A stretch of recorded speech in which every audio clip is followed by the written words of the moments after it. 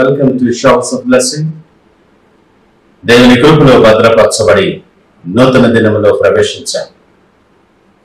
ఈనాటి దేవుని వాగ్దానం, విలువ పెట్టి కొనబడిన వారు గనుక మీ దేహముతో దేవుని మహిమపరచుడి. You are brought at a price, therefore honour God with your bodies. మొదటి కొరింథీయులకు రాసిన పత్రిక 6వ అధ్యాయం 20వ వచనం. Praise God. ఈ నూతన దినములో దేవుడు మీ కొరకు సిద్ధపరిచిన ప్రతి దీవెన ఆకాశపు వాకిళ్లు విప్పి మీ మీద కురుమరించునుగాక. మరి ఒక నూతన దినాన్ని ఆరంభిస్తున్న నేపథ్యములో ప్రేమ కలిగిన వాగ్దానము ద్వారా దేవుడు మనల్ని దర్శిస్తూ ఉన్నాడు. ఒక అద్భుతమైన సత్యాన్ని దేవుడు మనకు తెలియచేస్తూ ఈ ఉదయకాలం నీతో నాతో మాట్లాడుతూ ఉన్నాడు. మీరు ఆయనకు ఎంతో శ్రేష్టమైన వారు. దేవునికి మహిమ కలుగునుగాక. చాలాసార్లు నేనెందుకు పనికిరాను, నేనెవరికి అక్కరలేదు, నాకేమీ విలువ లేదు అని అనేక రకములైన ఆలోచనలు మనము చేస్తూ ఉంటాం. పరిస్థితుల ప్రభావాన్ని బట్టి ఇలాంటి ఆలోచనలు మనకు వస్తాయి. ఈ విధమైన అనుభవాలు బహుగా కృంగదీస్తాయి మనలను. వాస్తవమే కదా. స్వార్థపూరితమైనటువంటి ఈ లోకంలో మన అవసరం ఉన్నంత వరకే మనకు విలువ. అవసరము తీరిపోగానే ఎంతో ఘనపరచబడిన వారమే అయినప్పటికీ భారంగా మారిపోతాం. మన విలువలు మారిపోతాయి. ఘనపరిచి ఆదరించి మాటలు పలికిన నోటితోనే నిందించి తృణీకరిస్తుంది లోకం. ఇంత జరిగినా, ఇదే పదే పదే జరుగుతున్నా కూడా మనం మన విలువలను గుర్తింపు చేయటానికి మరల ప్రయాసపడుతూనే ఉంటాం. ప్రేమ కలిగిన దేవుడు ఆయన. ఉదయకాలం మరొకసారి నీకు గుర్తు చేస్తూ ఉన్నాడు. ఆయన దృష్టిలో నీవెంతో శ్రేష్టమైన వ్యక్తివి. ఆయన స్వరూపము పోలిక చొప్పున చేయబడిన వారం మనం.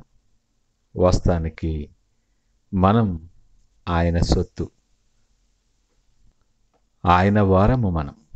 కానీ పాపములో పడి, పాపము చేత పట్టబడి, దారి తప్పి ఆయనను విడిచి మన విలువలు, మన దీవెనలు పోగొట్టుకున్నాం.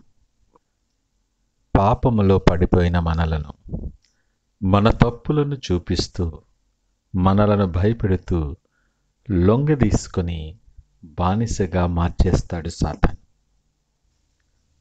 మనకు ఇష్టమైనది సాధించుకోవటం కోసం, అది పదవి కానీ, పేరు కానీ, ఒక స్థితి కానీ, హోదా కానీ, ఎంతైనా కష్టపడతాం.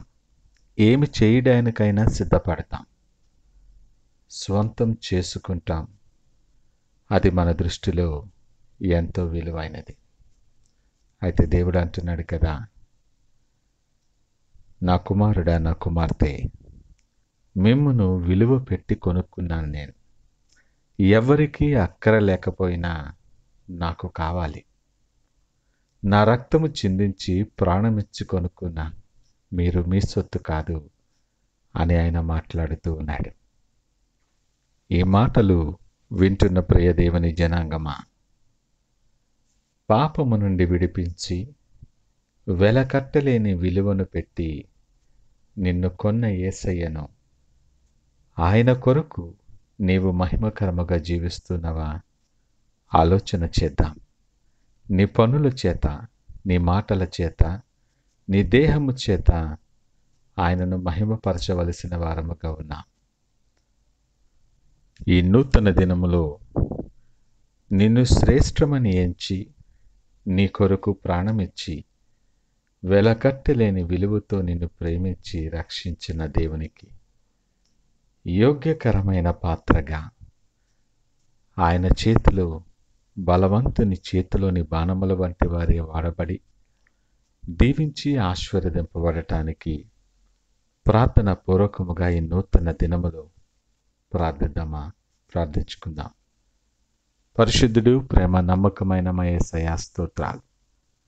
ఈ ఉదయకాల సమయం మాతో మీరు మాట్లాడారు. మీకు వందనాలు, స్తోత్రాలు. మమ్మలను విలువ పెట్టి కొన్నవాడవని, అయోగ్యమైన స్థితి నుండి యోగ్యతలోనికి మమ్మల్ని నడిపించి మమ్మల్ని ఆశీర్వదిస్తున్న దేవా, నీకు వందనాలు, స్తోత్రాలు.